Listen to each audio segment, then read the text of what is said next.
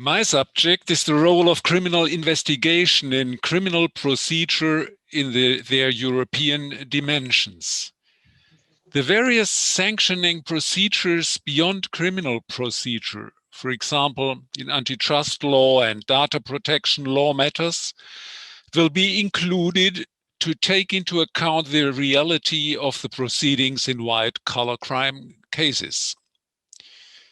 The reality of modern proceedings in white-collar crimes is characterized by, firstly, criminal proceedings against natural and legal persons, and in the area of cartels and data protection proceedings against enterprises.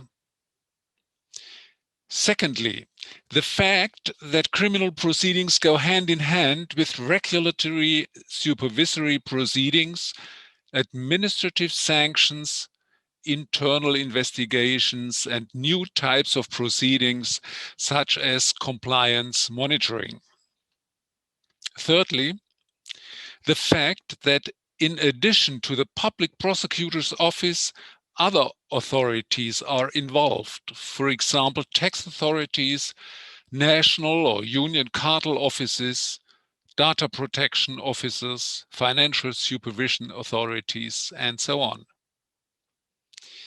This procedural reality will be the subject of the following remarks from the perspective of the European Union.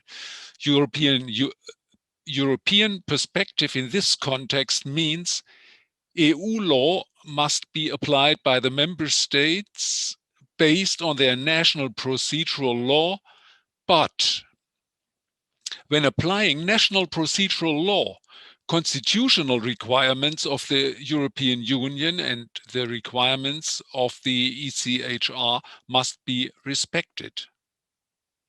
Secondly, national procedural law has to respect national constitutional law, but nevertheless, the procedure must be effective and, according to the European Court of Justice, effectiveness, the effet utile, may justify the limitation of the national fundamental rights protection to the level of the European fundamental rights. Thirdly, with regard to the involvement of different authorities, problems arise from the lack of common legal framework and a uniform understanding of central categories of sanctions and procedural law for dealing with multi-track, multidisciplinary sanctions proceedings, especially in a cross-border dimension. Legal principles for transnational proceedings need to be developed and to be worked out first. The subject of consideration is not only classical criminal law against individual persons, but also about criminal sanction against legal persons and companies, and it is about criminal sanctions proceedings and sanction proceedings under fine law. In this field, the relationship between the various forms of procedure, criminal law, antitrust law, data protection law, has to be clarified. Therefore, I will focus on the following three topics. One slide back, please, because now I need the overview. Yeah, that's it. Thank you. First, investigation in criminal procedure, necessity to improve the taking of evidence while maintaining procedural standards in accordance with the rule of law. Secondly, criminal law, antitrust law, data protection law, various forms of procedures. Then formal and substantive immediacy and orality in their constitutional and human rights implications. And last not least, conclusions. I would like to highlight the legal framework of constitutional and human rights principles and guarantees. So next slide, the first point. Investigation in criminal procedure. Initiation and conduct by the public prosecutor's office with participation of other prosecution authorities, police, tax, and supervisory authorities. It is the task of the public prosecutor's office to conduct criminal investigations. In doing so, it cooperates with other investigative authorities, in particular with police authorities, tax, and other supervisory authorities. Secondly, goal of the investigation, clarification of the suspicion of the offense and bringing of charges before the court. The task of the preliminary investigation is to clarify whether there is a suspicion of an offense in order to bring charges and to present the evidence to the court. In general, investigations in white-collar criminal proceedings are extremely time-consuming. In white-collar cases, investigations take a couple of years before they reach the criminal court. This is true for all states of the European Union. From a constitutional perspective, the conduct of preliminary proceedings means an interference in fundamental rights of the person concerned. Therefore, the constitutional requirements must be complied with when the public prosecutor collects the evidence to rebut the presumption of innocence. How to proceed in detail and what requirements must be met for investigative measures, such as search and seizure, questioning of witnesses, telephone surveillance, etc., to be carried out is determined by national law, statutory reservation in law, Gesetzesvorbehalt. Criminal proceedings before the criminal court. After the indictment, the criminal court has jurisdiction. The efficiency of the legal systems of the EU member states differ considerably. In Germany, the main proceedings before the criminal court often take 20 to 100 trial days and more until the judgment at first instance.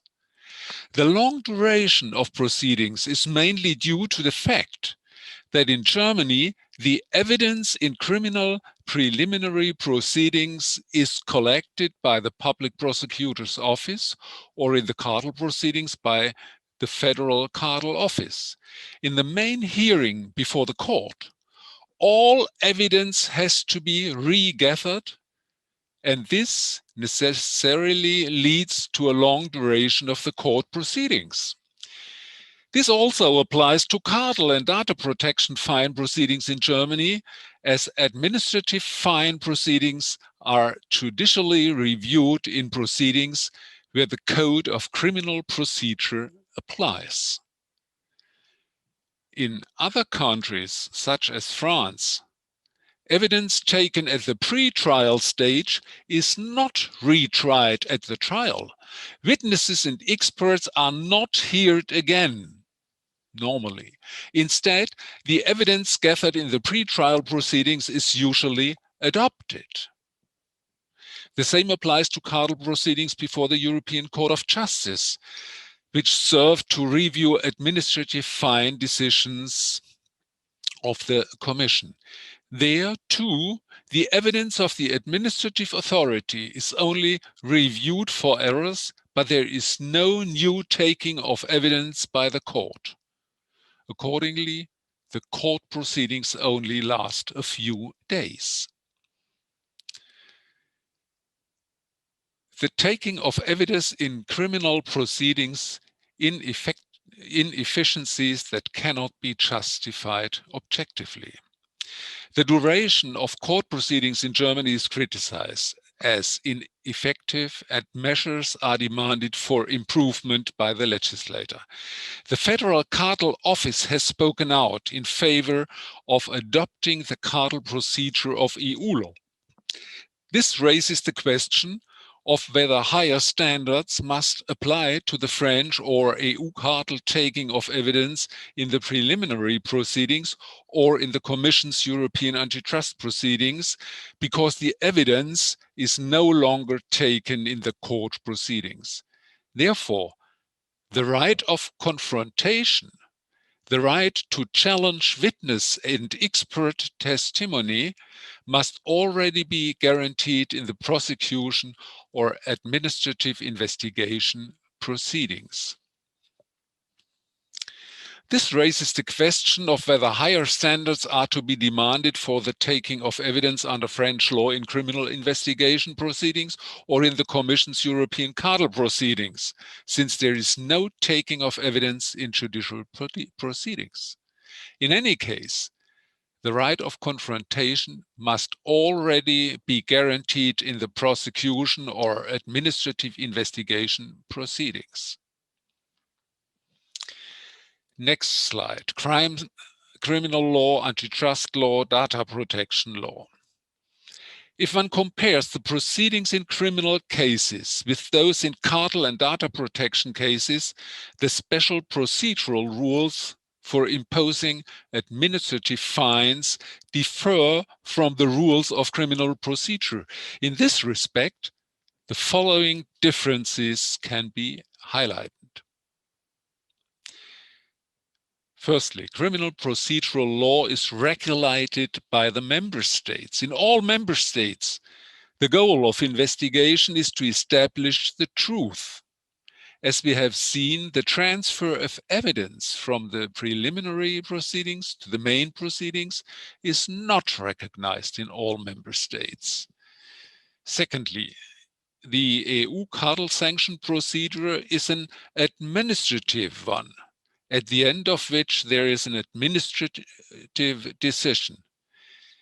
There is a judicial review of the administrative decision, but without a new taking of evidence. Only errors of law are reviewed. Judicial review of administrative fines takes place in different procedures in the member states. In Germany, in criminal proceedings, where the Code of Criminal Procedure applies, in Austria, in administrative proceedings, and in Italy, in civil proceedings. At first look at the various legal systems reveals considerable differences. All sanctioning proceedings serve the goal of establishing the truth and rebutting the presumption of innocence. However, the validity of the presumption of innocence for legal persons is not recognized in all member states. It is not recognized in Spain, for example. In some cases, a reversal of the burden of proof is also considered admissible. It is in EU antitrust proceedings. And the principle of nemo tenetur and its scopes are also disputed. Thus, in national and European antitrust law, there are obligations to disclose the turnover relevant for the assessment of fines. Comparing the different types of proceedings with regard to the transfer of evidence from the preliminary proceedings to the main proceedings, the structural differences of the national criminal proceedings can be found again. In Germany, the cartel infringement and the fine imposed are fully reviewed in criminal proceedings, with the entire taking of evidence being repeated by the court in criminal proceedings. In France, the authorities' taking of evidence is adopted and reviewed only for errors of law. So, thirdly, next slide. Data protection fines are imposed on the basis of national procedural law for administrative sanctions. Some of these proceedings are criminal proceedings, as in Germany, or administrative proceedings, as in Austria and France, or civil proceedings, as in Italy. National courts are guided by their general jurisdiction and the procedural principles applicable there. Administrative judges are guided by the principle that the administration is responsible for providing evidence.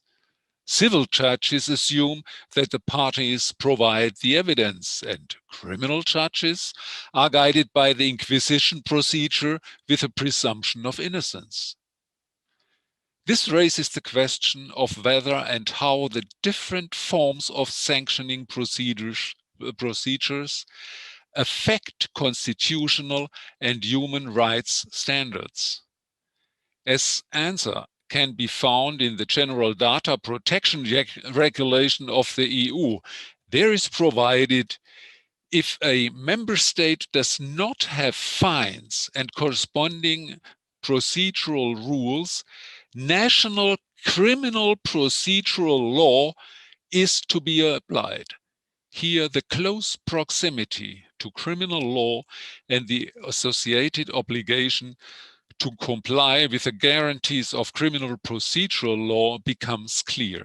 Therefore, it should be accepted that in this context, the criminal law guarantees of the Constitution and the ECHR apply regardless of whether the procedural structure is criminal or administrative. Next slide. Formal and substantive immediacy and orality in their constitutional and human rights implications. Here I want to explain how constitutional law works together with national regulations. In order to illustrate the impact of constitutional law on criminal procedural law, I will take the German discussion on increasing the efficiency of criminal proceedings by not repeating the taking of evidence in court proceedings. This demand is made for both economic criminal proceedings and cartel sanction proceedings. The independent and autonomous examination of the charges by the court is currently carried out according to the principle of immediacy and orality of the criminal proceedings, which are an expression of the reformed criminal procedure of the 19th century. If this is dispensed with, this raises the question of the constitutional limits and such a transformation of the judicial process. Formal immediacy in the sphere of action of the constitutional precepts of full jurisdiction, of the right to be heard, and of the right to confront the questioning of witnesses against the prosecution. The principle of formal immediacy means the obligation of the court to repeat the taking of evidence in the main hearing. The court may base its conviction solely on the evidence taken by itself during the main hearing. In France, I explained, this is not the case. The principle of formal immediacy does not itself constitute a legal principle of constitutional rank. Nevertheless, this procedural structure lies within the sphere of action of several constitutional precepts, the constitutional requirement of comprehensive judicial responsibility for the facts, full jurisdiction, and the right to be heard. Furthermore, it must be ensured that the right to confront the questioning of witnesses against the prosecution exists. If the court can only base its conviction on evidence introduced at the trial, it must separate all circumstances that are relevant to the charge from those that are irrelevant. For the defense, this leads to increased predictability as to which allegations and evidence are essential and must therefore be rebutted. The defense is de facto enabled to present the relevant circumstances and thus make use of its right to be heard. Secondly, next slide, substantive immediacy and its relation to the investigation of truth. This is no constitutional principle, constitutionally founded duty to investigate in offense, presumption of innocence, and duty to investigate the truth rooted in the principle of a fair trial and of the principle of guilt. German criminal procedure recognizes the principle of material immediacy, which restricts the court in its choice of evidence. The closest evidence for a particular subject of evidence has to be used. In this context, witness evidence has priority over documentary evidence. The most important content of the principle of substantive immediacy is the principle that persons who are to serve as evidence, it is witnesses and expert witnesses, must be heard in the main hearing itself, instead of resorting to surrogates of the questioning, such as the questioning of an interrogator or the reading of minutes of statements. This regulation hinders its actual goal, namely the best possible investigation of the truth, more than it serves it. As far-reaching abolition of substantive immediacy by dispensing with formal rules on which evidence is to be used in detail is constitutionally possible.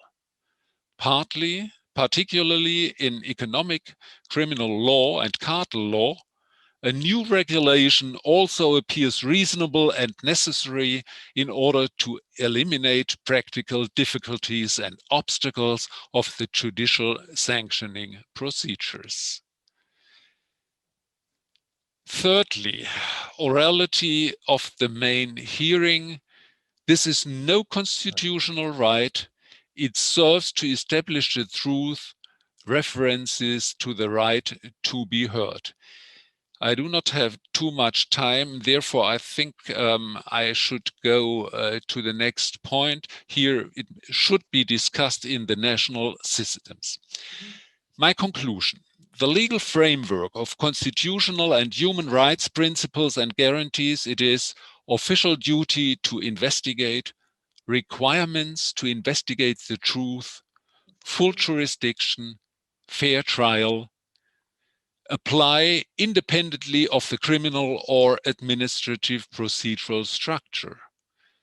My statement is, investigations under criminal and administrative offenses law are integrated into the traditional structures of criminal procedural law. However, because of the principle of effet utile, this must not lead to inefficiencies in the proceedings that cannot be objectively justified. From a European perspective, the existing room for maneuver must be used, but in compliance with constitutional guarantees, in particular with the right to confrontation. In this context, it is not a matter of the principle of effet utile. It does not matter whether the proceedings are criminal or administrative. The constitutional and human rights guarantees apply independently of the criminal or administrative procedural structure. Thank you for your attention.